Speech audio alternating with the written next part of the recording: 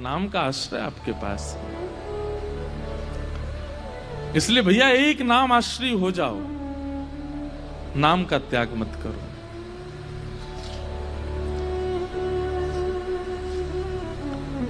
एक भगवान के परम भक्त थे केशवदास। क्या नाम था? केशवदास। तो श्री केशवदास जी का ऐसा चरित्र है कि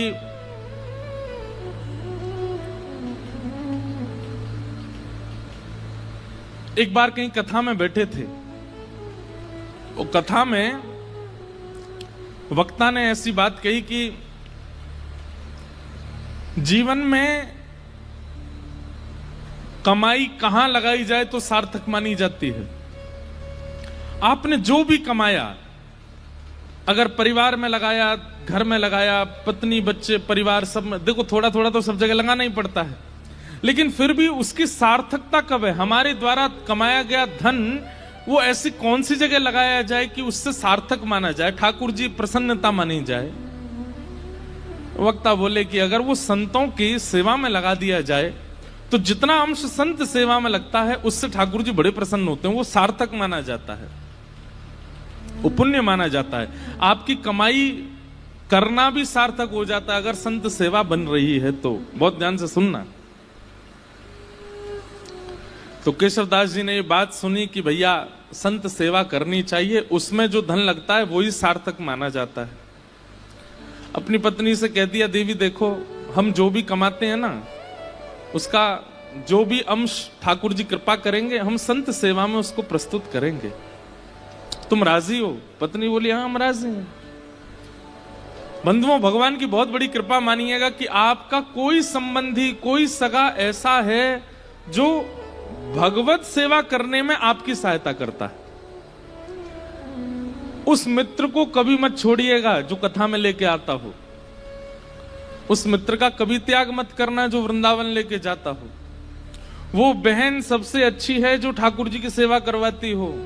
वो भैया सबसे अच्छे हैं जो प्रवचन सुनवाते हों।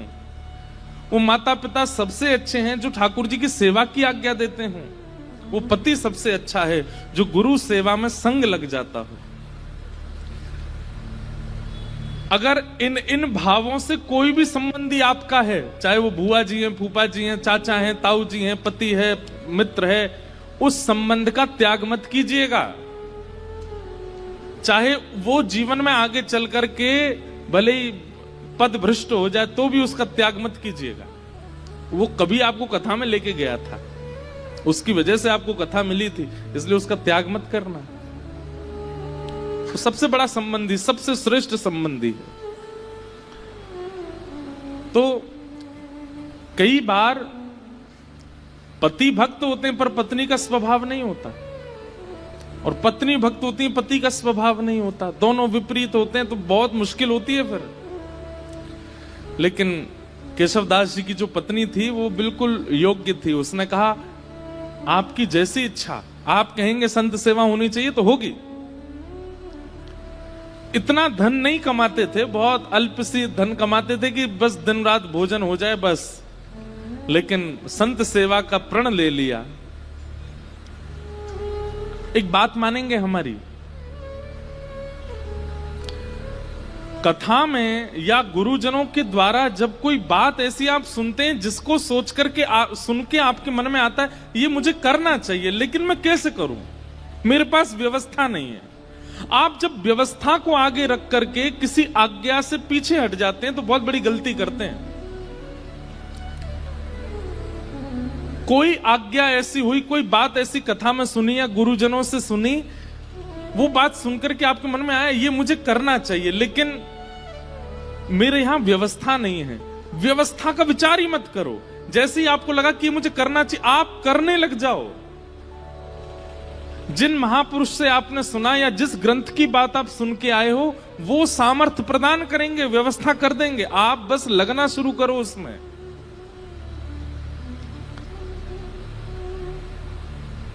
छोटा सा बच्चा स्कूल जाता है और किताब के अक्षरों को देख करके रोने लग गया। क्यों? क्या कीड़े मकोड़े से हैं, मुझे तो पढ़ ही नहीं जा रहे ये, मैं कैसे अपने पिता की तरह बनूंगा, मैं कैसे अपने चाचा की तरह बनूंगा, ये तो मुझसे पढ़ने में ही नहीं आ रहे। अरे भाई प्रयास तो कर, तो प्रयास करेगा तो धीरे धीरे समझ में आने लगेंगे। हम लोग हिंदू हैं, अगर अभी हिंदी अक्षर के 1 2 3 4 5 6 प्रकट कर दिए जाएं तो हमसे पढ़े नहीं जाएंगे, वो अक्षर भी हमें समझ में आने वाले नहीं है। प्रयास करेंगे तो सब समझ में आता है। इसलिए कभी कोई आज्ञा ऐसी आप सुनते हैं और उसके प्रति आपका भाव बनता है कि ये मुझे करना चाहिए। मान लीजिए किसी महापुरुष की वाणी से आपने सुना कि संत सेवा करनी चाहिए, सप्ताह में 1 दिन निश्चित कर लो कि चाहे धूड़ के करके आए संत सेवा करेंगे। आपके मन में आया कि मेरा मन तो हो रहा है कि मैं करूं, पर कैसे करूं? क्यों? व्यवस्था नहीं है, चाहे धन की कमी है, चाहे परिवार में कोई साथ देने वाला नहीं है, आदि आदि जो भी व्यवस्था का चिंतन करके रुकिए मत। मुझे संत सेवा करनी चाहिए, ठीक है, अगले सोमवार से मैं सोमवार संत सेवा करूंगा। आप तनिक से प्रारंभ तो करिए। आप प्रारंभ करोगे, पूरा ठाकुर जी कराएंगे। केशव दास जी के चरित्र से सीखने को मिलेगा आपको। केशव दास जी की व्यवस्था इतनी उचित नहीं थी कि वो संत सेवा कर सकते हैं, लेकिन कथा में सुन लिया तो मन बना लिया कि अब सेवा मुझे करनी है, और पत्नी का साथ लेकर के जो भी धन कमाते थे उससे बढ़िया प्रसादी बनाते, संतों को निमंत्रण देते, घर पर संत आते, प्रसाद पाते। भगवान की दया से इतना ही प्रसाद बनता कि संत जन पा लेते, उनके लिए नहीं बच पाता था। तो दोनों क्या करते, जो संतों की शीत प्रसादी होती थी उसी को इकट्ठा करते, उसी को पा लेते। कभी कभी वो मिल भी नहीं पाती थी, अब संतों से थोड़ी कहेंगे कि छोड़ जाना थोड़ा, वो बेचारे प्रेम से पाते थे तो कई बार मिलता भी नहीं था, लेकिन संत सेवा बनने लगी। लेकिन ठाकुर जी बहुत दिन तक अनुकूलता रहने नहीं देते। लिख लीजिएगा इस बात को, अगर बहुत प्रसन्नता में जीवन निकल रहा है, भूलिएगा नहीं, आएगा दुख, निश्चित आएगा। बहुत धन के साथ में अभिमान हो गया है कि मैं कुछ भी खरीद सकता हूं, मैं कुछ भी कर सकता हूं, मैं कुछ भी बना सकता हूं, मैं कहीं भी जा सकता हूं। एक दिन आएगा, कहीं जाने लायक नहीं रहोगे। और ये विपरीत स्थिति में भी सुनिए, अगर बहुत कष्ट में जीवन जा रहा है तो परेशान मत होइए, एक दिन सुख आएगा। आज इतनी धन की व्यवस्था नहीं है कि आप एक ही वस्त्रों को 5-5 दिन तक पहनते हैं, है ही नहीं वस्त्र, चिंता मत कीजिए, एक दिन ठाकुर जी अनुग्रह कुछ करेंगे। एक स्थिति कांस्टेंट किसी की नहीं रह सकती, परिवर्तन तो होता है, चाहे वो वैष्णव हो चाहे वो संसारी हो। तो केशवदास जी सेवा करते थे। अब धीरे धीरे क्या हुआ, उनका धन जो था खत्म होने लगा, अब सेवा के लिए धन नहीं बचा। उन्होंने कर्जा लेने का मन बनाया कि मैं कर्जा ले लेता हूं, संत सेवा नहीं छूटनी चाहिए। अब बेचारा कोई धनवान नहीं होता, सामान्य होता तो उसको कोई कर्जा भी नहीं देता। बाजार में निकल गए कर्जा लेने के लिए कि कोई हमें थोड़ी सी सेवा कर दो तो हम संत सेवा करेंगे। किसी ने भी उनको देने से मना कर दिया। लेकिन एक चतुर व्यापारी था, जब ये गए उसके पास, बोले आप जो कहेंगे हम ब्याज सहित आपको वापस कर देंगे, हमें थोड़ा सा धन दे दो, संत सेवा करनी है। तो व्यापारी ने कहा ठीक है हम दे देंगे तुमको धन, लेकिन बदले में हमको ब्याज सहित धन नहीं चाहिए, एक सेवा कर दो हमारी। ये तो नाचने लगे, बोले आप जो कहोगे सो करूंगा। क्या करना है पूछा नहीं। हम आप सब लोग होते तो पूछते, भाई हम जितना धन ले रहे हैं उसके समान ही मेहनत करेंगे। बोले आप धन दे दीजिए, मैं संत सेवा कर रहा हूं, उसके बाद आ जाऊंगा, आप जो कहोगे करने को तैयार हूं। धन दे दिया, संत सेवा हो गई। संत सेवा करने के बाद पत्नी से कह दिया देखो अब अगले 1 हफ्ते के लिए हमारे पास में खूब संपत्ति आ गई है, अब तुम चिंता मत करो, संतों की सेवा पर मैं किसी को कर्जा चुकाने जा रहा हूं। तो कर्जा कैसे चुकाओगे, आप धन तो है नहीं। बोले वो सेवा करनी है, उसी से चुक जाएगा। एक भला आदमी मिल गया, उसने कहा कि पैसा मत लौटाना, सेवा कर देना। केशवदास जी लौट करके गए उसके पास, बोले भैया बताइए क्या सेवा करनी है। आप कहें तो बर्तन मांज दूं, झाड़ू लगा दूं, पोंछा कर दूं, पुताई कर दूं, क्या करना है आप बताओ। बोले हमारी एक जमीन है, वहां पर कुआं खोदना है, कुआं खोदना है। कुआं खोदने का मतलब समझते हैं? कितनी गहराई में जाना पड़ेगा, जब तक जल ना आ जाए तब तक खोदते रहो, और जब वो जल निकलना प्रारंभ हो जाए उसके बाद भी कितने फीट अंदर तक खोदना पड़ेगा, फिर चुनाई करनी पड़ेगी, कुएं में पूरा उसको आकृति देनी पड़ेगी, फिर बहुत दिन तक जल खींचना पड़ेगा, सारा मतमैला जल निकल के जब बिल्कुल स्वच्छ जल आ जाएगा तब कुएं का निर्माण होगा। इतना तो धन भी नहीं लिया था उन्होंने जितना उनको सेवा दे दी, लेकिन प्रसन्न हो गए। जो आ गया, कहां जाना है बताइए। एक बार भी ये नहीं कहा कि आप ऐसी सेवा कैसे करा सकते हैं। पहुंच गए फावड़ा लेकर के और लगे,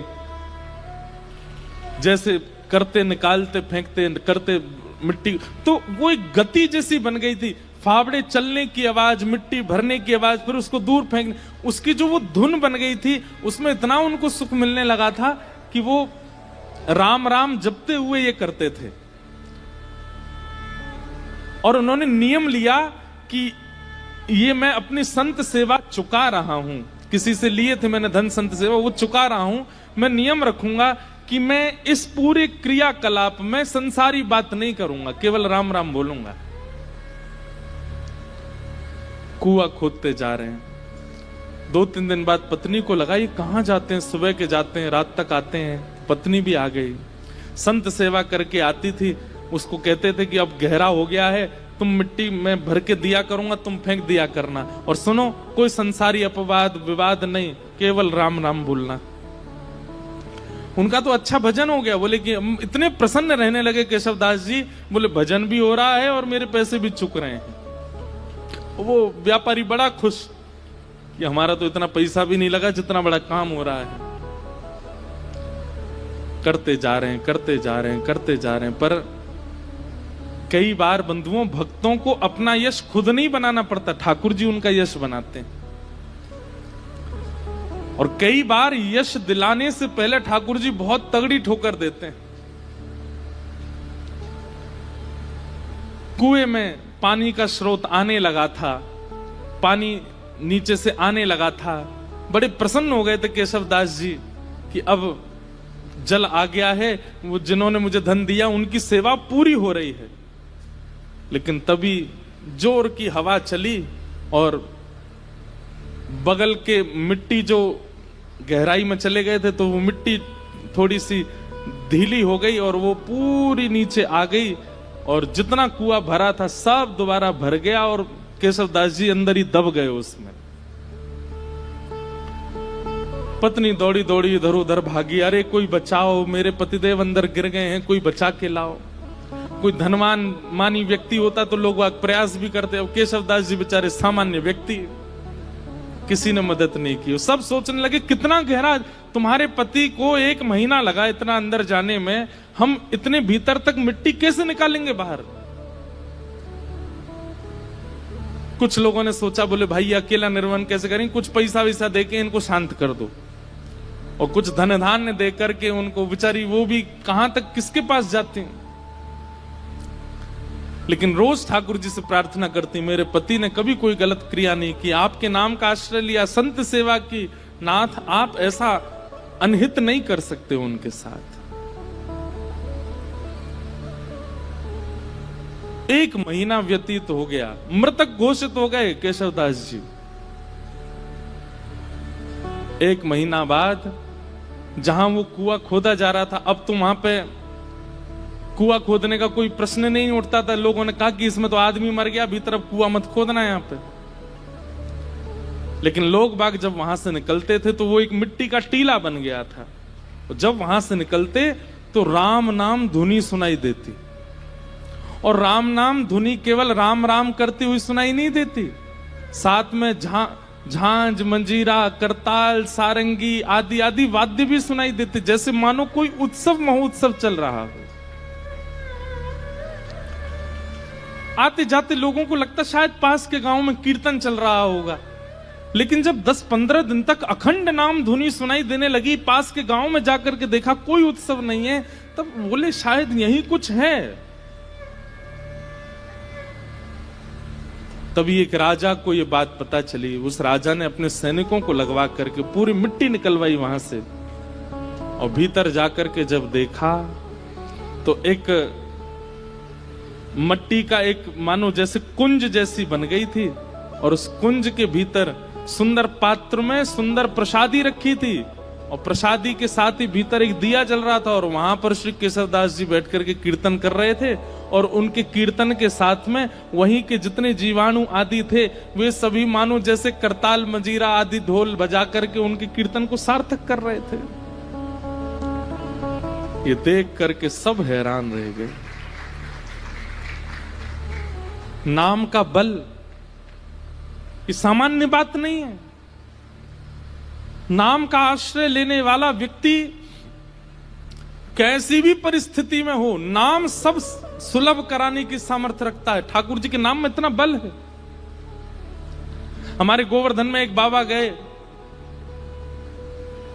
गुरु दीक्षा लेने के बाद अपने गुरु जी से कहा, आप जो आज्ञा देंगे मैं उसको पूरी करूंगा, आप बस आज्ञा दीजिए। गुरु जी ने भी ऐसी आज्ञा दी जो बाबा कर ही नहीं सकते थे। क्या?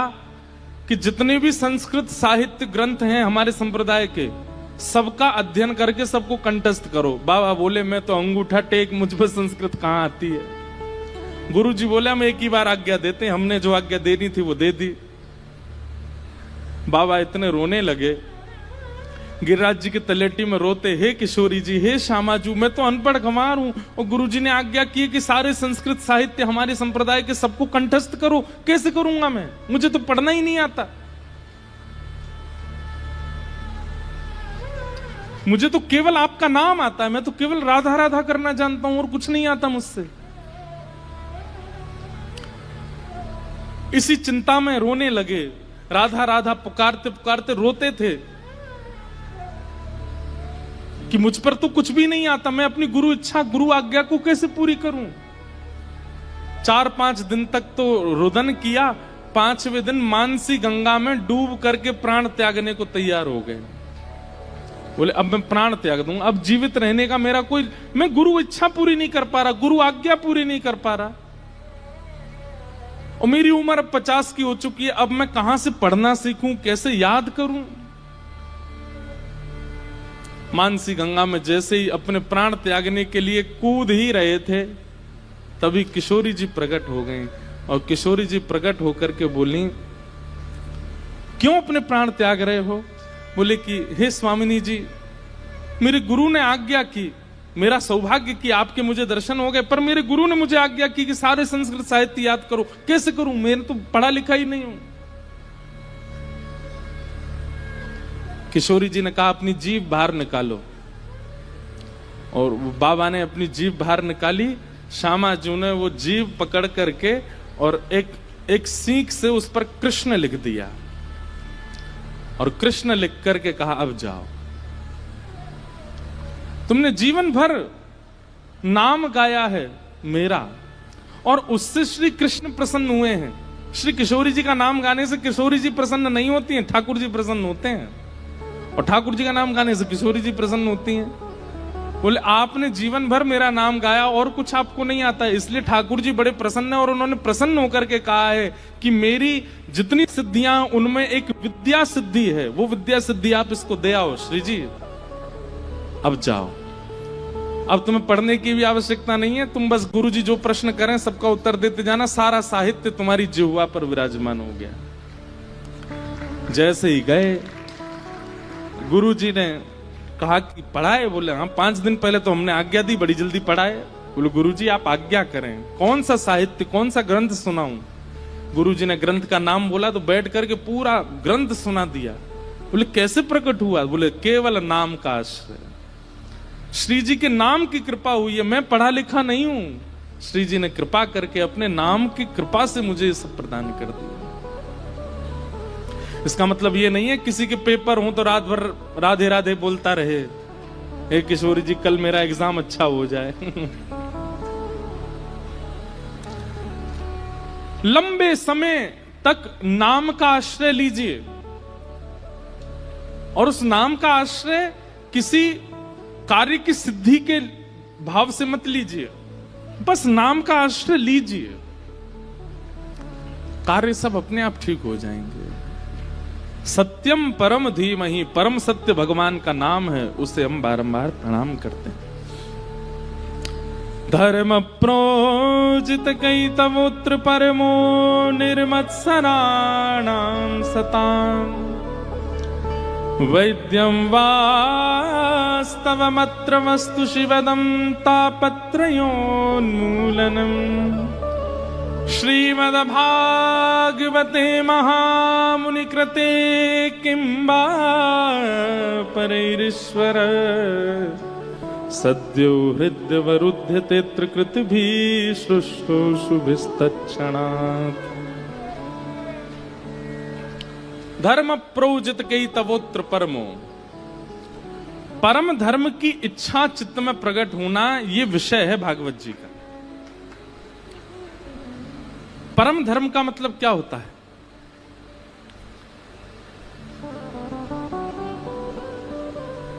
परम धर्म का मतलब क्या है कि अब मैंने बहुत कमा लिया, बहुत खा लिया, बहुत कर लिया, बहुत सब कुछ करके देख लिया, अब मुझे एक ठौर चाहिए बस। एक प्रकार का ये परम धर्म है। धर्म क्या है?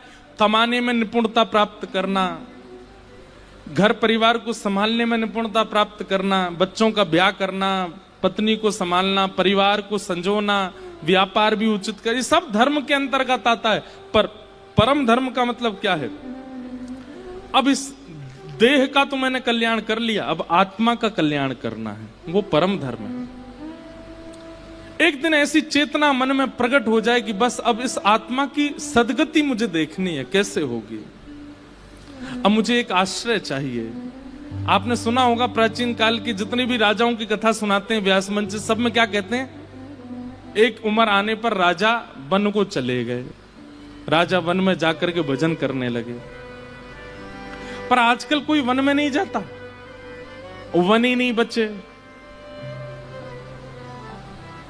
आजकल कोई वन में नहीं जाता।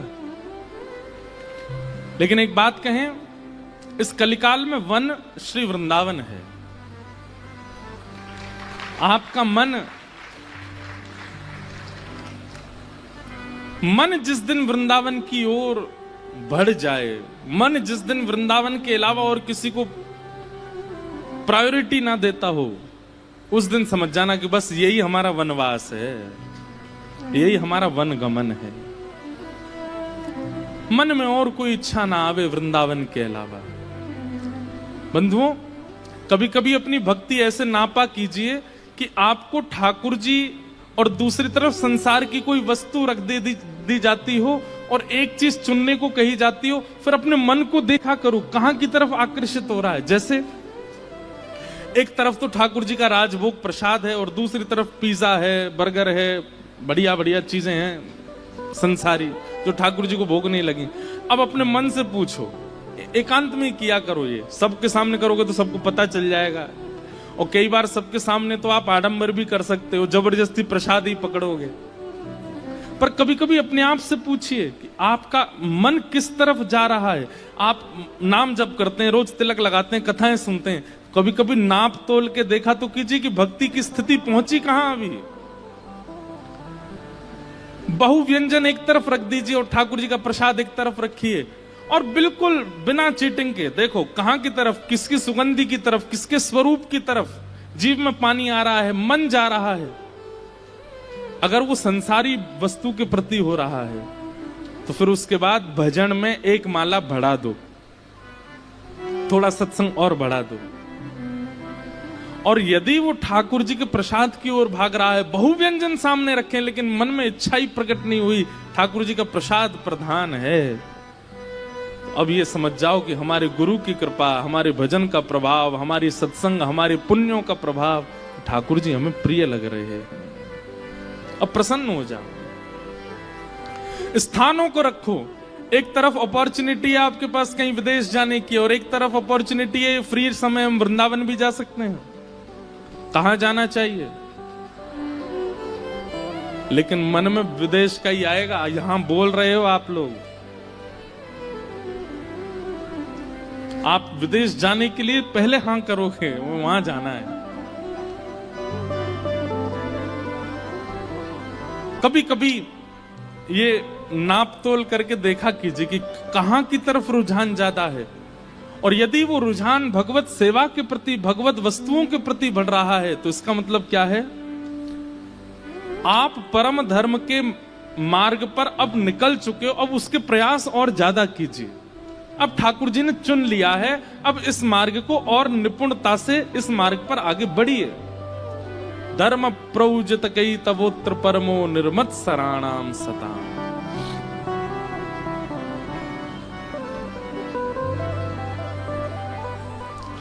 निर्मत सराणाम सताम, मात्सर्य दोष खत्म हो जाए चित्त से। किसी के प्रति ईर्ष्या, किसी के रूप, स्वरूप, वैभव, संपत्ति और उसकी श्रेष्ठताओं को देखकर के आपके चित्त में ज्वलनशीलता ना होती हो, प्रसन्नता होती हो,